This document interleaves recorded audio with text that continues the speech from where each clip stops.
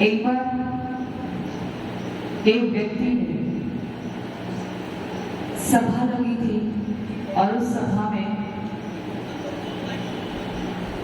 उसने एक बहुत ही मजेदार जोक सुनाया तो सभा वाले सब ठाके से जोर से हंसने लगे। उसने पुनः वही वाला जोक सुनाया तो लोग हंसे, परंतु थोड़ी सी कमी आ गई।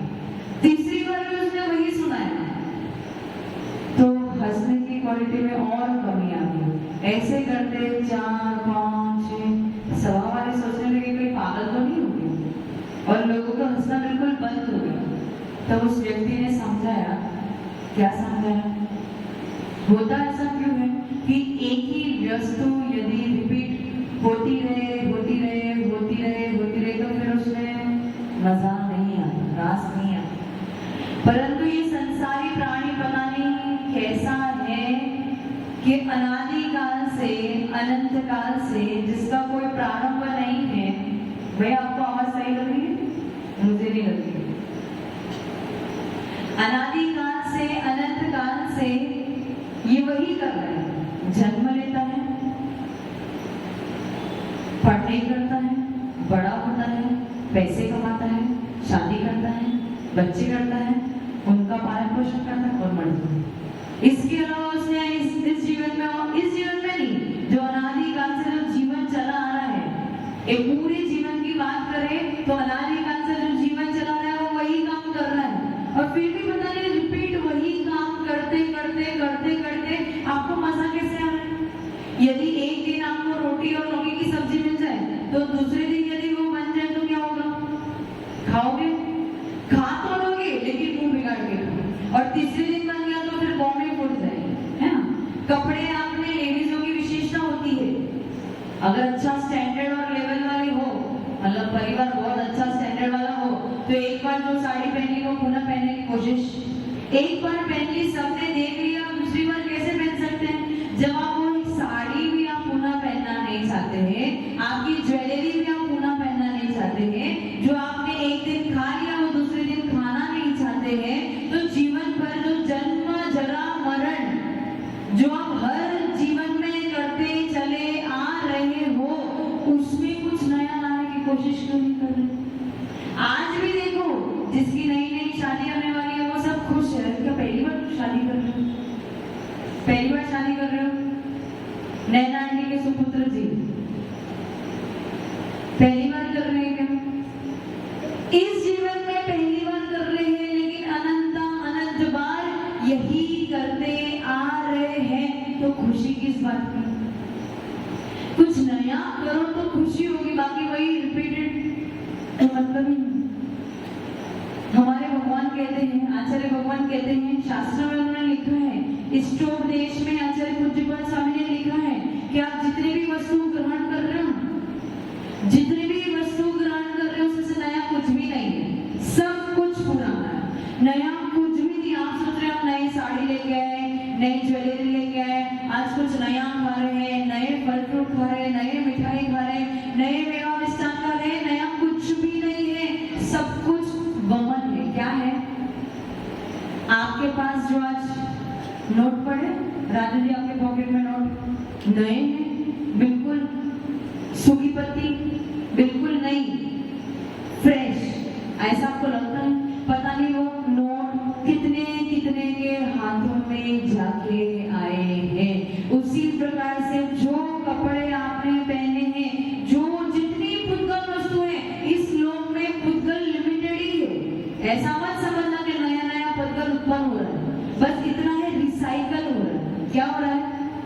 प्लास्टिक की थैली रिसाइकल होती है, न्यूज़पेपर रिसाइकल होता है, ये सब रिसाइकल होता है ना। उसी प्रकार से जितना पुद्गल है इस पूरे लोक में वो सब कुछ रिसाइकल हो रहा है और कुछ नया कुछ नहीं मिल रहा है।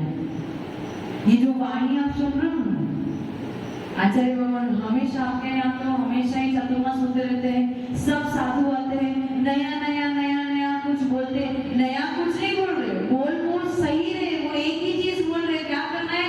अपनी आत्मा का कल्याण करो, बस उसमें थोड़ा मिर्च मसाला डालना पड़ता है ताकि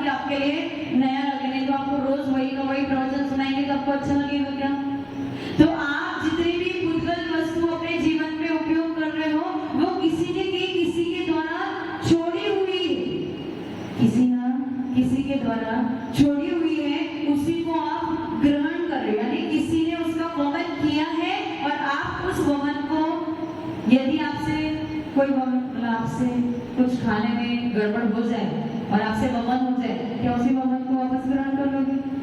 या उस वमन को कोई और ग्रहण कर सकता है? नहीं ग्रहण कर सकता है। तो यहाँ पे जितनी भी पुतल वस्तु है वो सब कुछ वमन के स्वरूप ही। आपको क्या लगता है ये सब कपड़े नए नए आएंगे? जो पुराने कपड़े थे उसे थोड़ा सा रिसाइकल किया और नए बना दिए। तो नई बात कहाँ से? नया कुछ भी नहीं। एक बार महावीर भगवान को जब दीक्षा लेने के भाव बन गए, महावीर स्वामी भगवान को यानी राजकुमार महावीर को जब दीक्षा लेने के भाव बन गए तो क्या हुआ? झगड़े हुए। क्या झगड़े होने लगे? इनकी पालकी कौन उठाएगा? मनुष्य बोलते हम उठाएंगे, देव बोलते हम उठाएंगे, विद्याधर बोलते हम उठाएंगे। अब इसका निर्णय करेगा कौन? सब एक दूसरे में लड़ने लगे। मतलब देव तक, जो देव रिद्धियों के स्वामी होते हैं, जिनके पास 8 रिद्धियां होती है, मनुष्य के पास नहीं 8 रिद्धियां। आप देव के सामने बलवान हो क्यों? कि देव बलवान है? आप बलवान है या देव बलवान है? देवी तो बलवान है। शरीर बल की अपेक्षा तो देव आपसे बलवान है। तो देव भी लड़ने लगे कि नहीं हम उठाएंगे भगवान की पालकी तो हम ही। अब निर्णय क्या करें? तब एक बूढ़ी बेटी ने आके बोला, अरे लड़ते क्यों हो? तो ने बोला ये राजकुमार को दीक्षा लेने के भाव बन रहे हैं। अब लड़ाई इस बात की है कि मनुष्य उस पालकी को उठाए, देव उठाए या विद्याधर उठाए। तो उस बूढ़े मनुष्य ने बोला कि एक काम करो, जो व्यक्ति या जो जीव इन महावीर स्वामी मुनिराज के जैसे बन सकते हैं वही उनकी पालकी को उठाएगा। अब देवों का चला तो नीचे हो। इतने बड़े रिद्धिधारी देव को पहली बार मनुष्य के सामने सिर झुकाना पड़ा। वो लज्जित हो गए, उनको शर्म आने लगी कि घर को कल्याण किसने बनाया?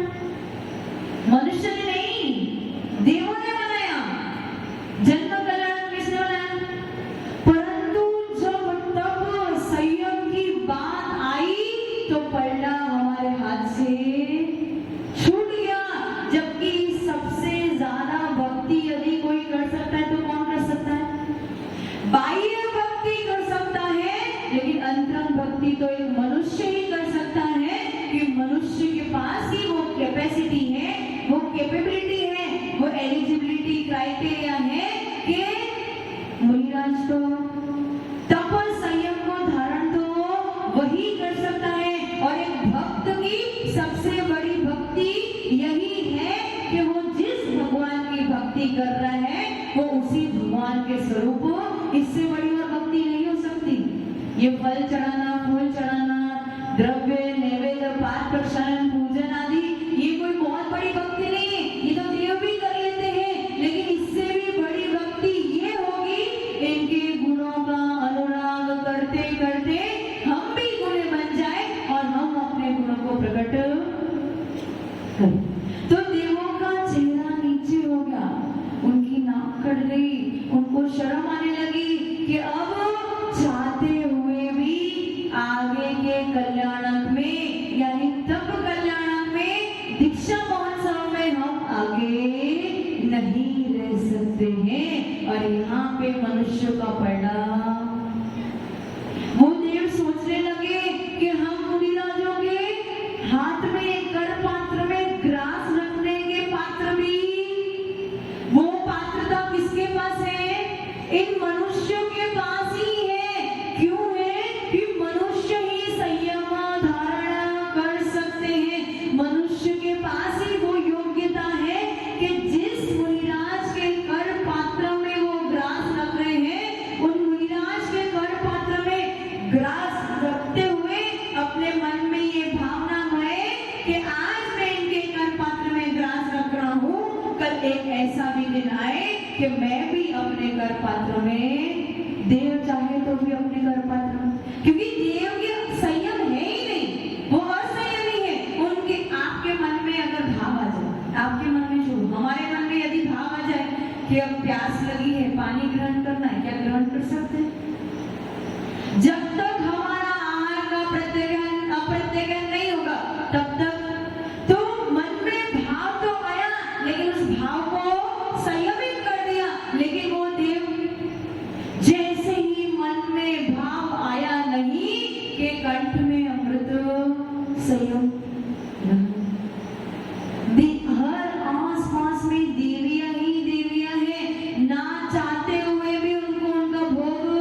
सारी भोग उपभोग की सामग्री भी पड़ी है, ना चाहते हुए भी उनका भोग उनको, तो देव लज्जित हो गए उन मनुष्य के सामने, और वहां पे मनुष्य की जीत हो तो गई, लेकिन मनुष्य का इस बात का मूल्य, आज भी आप उस वमन को ग्रहण करने के पीछे लगे हो, उस भोग की सामग्री को ग्रहण करने के पीछे लगे हो, उस पत्तियों के पीछे भाग रहे हो, पता नहीं कितने कितने हाथों में जा घूम के वो आई है। पूतगल हमारे पास भी निश्चित तौर पे किसी का वमन ही है, लेकिन ये हमारे लिए क्या है, संयम का उपकरण है, और इसके प्रति हमें बिल्कुल भी आसक्ति, जिनेंद्र भगवान का आदेश है इसके बिना हमारा संयम पालन, परंतु इसके प्रति आसक्ति, आप कह सकते हो माता जी आपके पास भी तो परिग्रह है, हाँ हम मानते हैं हमारे पास परिग्रह है, लेकिन वो परिग्रह के बिना हमारा संयम का पालन नहीं हो सकता, वो जिनेंद्र भगवान का आदेश है, इसलिए उस परिग्रह को रखा है, लेकिन उस परिग्रह के प्रति हमें आसक्ति बिल्कुल भी नहीं। बस आपको उस आसक्ति को छोड़ना है। देखो आचार्य भगवान हमको कितनी कितनी तरीके से समझा रहे। एक सिंपल सा उपदेश देना तो क्या बोलेंगे, भैया लोभ कम करो, क्या बोलेंगे, परिग्रह कम करो, और क्या बोलेंगे, भैया परिग्रह छोड़ो, अच्छा नहीं है, पाप है। परंतु इतनी बात में आपको समझ में, इसलिए आचार्य भगवान को बात को कितना घुमाना पड़ रहा है, वमन भी बताना पड़ रहा है, ये भी बताना पड़ रहा है कि क्षण मात्र में सारा पूतगल नष्ट हो जाने वाला है, ये भी बताना पड़ रहा है मरण हो जाएगा तो पूतगल आपके साथ में जाने वाला, ये भी बताना पड़ रहा है कि मनुष्य में ही वो योग्यता है कि वो परिग्रह से अलग हो। कितनी कितनी मिर्च मसाले डाल के आपको थाली पेश करनी पड़ रही है, और उसके बाद भी यदि आपको इतना अच्छा मिष्ठान पकवान ग्रहण करने की इच्छा नहीं हो रही है, तो इससे बड़ी मूर्खता या इससे बड़ा पाप कर्म का उदय और किसी का।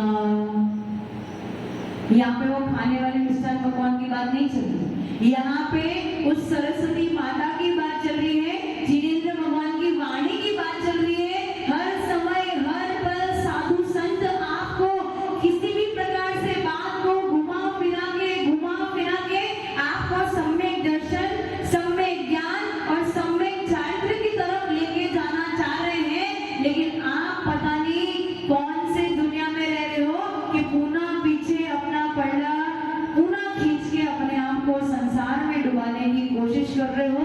तो इससे बड़ा पाप कर्म का उदय और किसी का भी, जिसको मिल ही नहीं रहा है वो तो दुर्भाग्यशाली है ही, परंतु जिसको मिल रहा है उसके बाद भी ग्रहण करना नहीं चाह रहा है, तो वो उससे भी बड़ा दुर्भाग्यशाली। वो कहानी सुनिए, दीपक हाथ में है, एक व्यक्ति है वो तो अंधा ही है, उसके हाथ में दीपक है लेकिन अंधा है, करेगा क्या। दूसरे व्यक्ति के पास आंखें भी है, दीपक भी है, घने अंधेरे जंगल में जा रहे हैं, अंधा व्यक्ति तो दीपक था पर कोई अर्थ का था नहीं, क्या हो गया, गड्ढा आके गिर गया। लेकिन जिसके पास आंखें थी, जिसके हाथ में दीपक था, रोशनी थी, चल रहा था, फिर भी यदि वो गड्ढे में गिर जाए तो इससे बड़ा मूर्ख और कौन, ना दीपक का उपयोग किया ना आंखों का। उसी प्रकार से आपकी हालत है। गुरुदेव आपको रोज उपदेश दे रहे हैं ताकि आपका आत्मा का कल्याण हो, लेकिन सब इतने अच्छे पके पकाए चिकने गड़े हैं कि ऊपर से पानी डालते हैं कि नीचे सर करके नीचे उतर जाता है। तो इससे बड़ा और कोई दुर्भाग्य, अपने सौभाग्य को बढ़ाइए, अपने आत्मा की तरफ नजर डाले।